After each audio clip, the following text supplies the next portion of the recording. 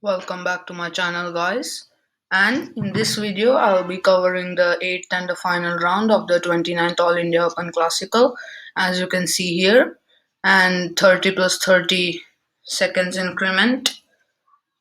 And I have the white pieces and I open with c4. My opponent plays c6. He's hoping I'll play d4 and then he can play d5, convert this into a semi-Slav defense of Queen's Gambit.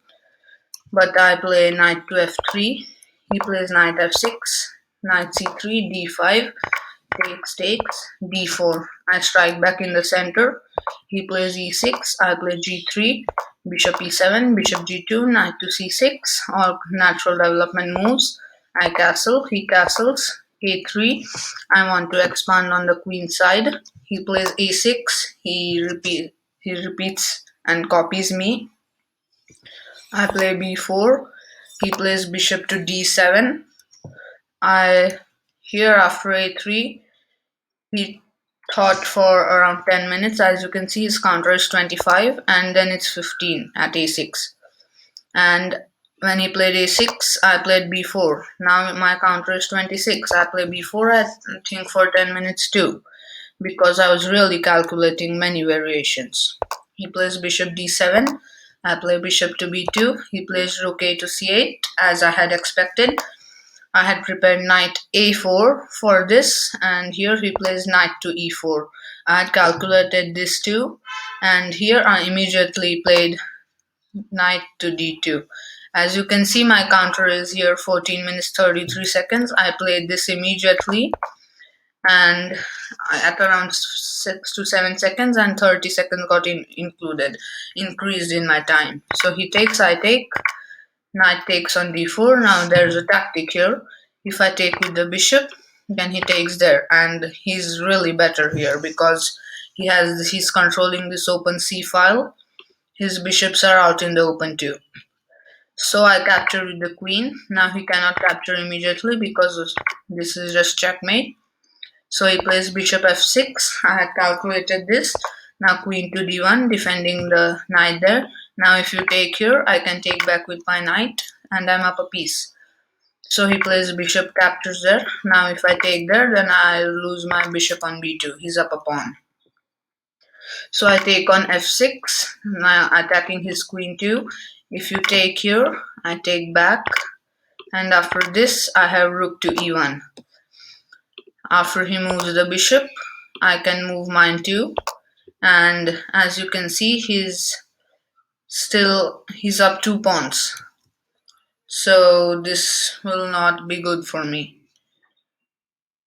But he had to exchange queens here. If he takes here, then I, as usual, take here. And he's up by 2 pawns in this variation, so he could have played this. He was winning, we can say. So queen to d7, after bishop captures on f6, he didn't take back. He defends that bishop there, and now my queen is under attack and my bishop is hanging. I play queen to d4, and now he can take the bishop and let me take back, and the position is equal. Takes. Actually, I'm better now, as you can see here. Bishop b5. A blunder, means an inaccuracy. Not such a good move because I play rook f to e1, rook to c2. Now really going after that e2 pawn.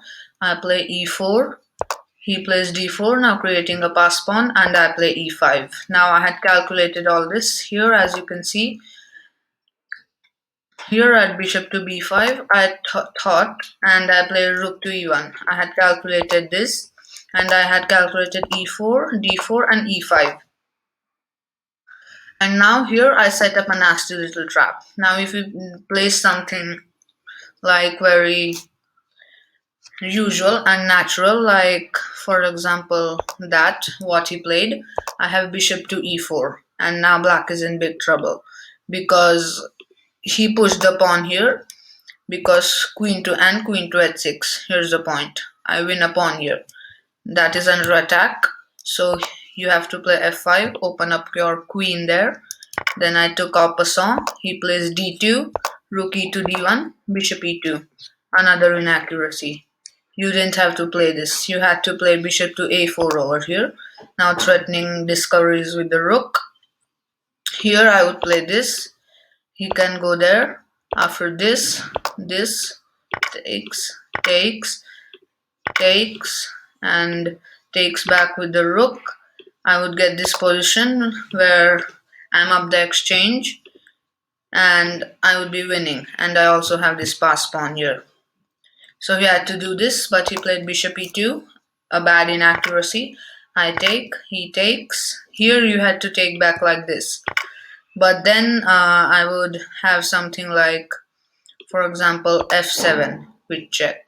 Now if he takes here, then I would have this after he moves and the rook is gone. So he had to take this bishop here, and after f7 he had to capture with the queen.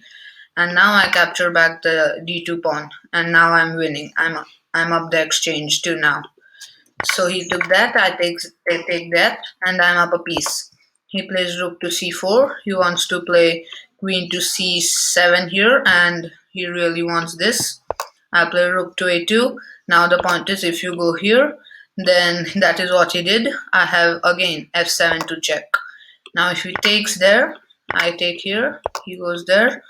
I trade queens, and now this comes with check too, and the pass pawn is gone. So at f7, he took with the queen, and I took back the d2 pawn with my rook. He plays rook back to c8, as now there is back rank issues.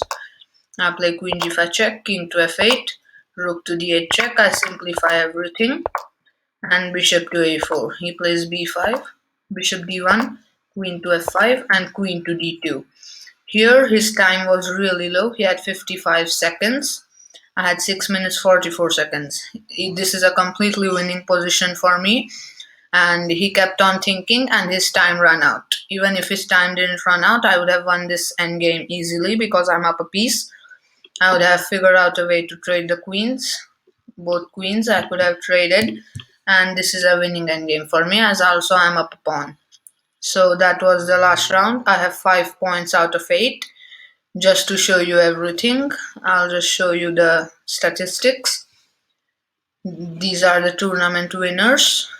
As you can see, the second who came, he was my second opponent in this game. As you can see, I had lost. He plays really well.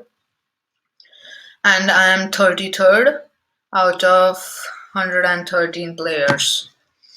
So thank you all guys, and I'll see you in the next video.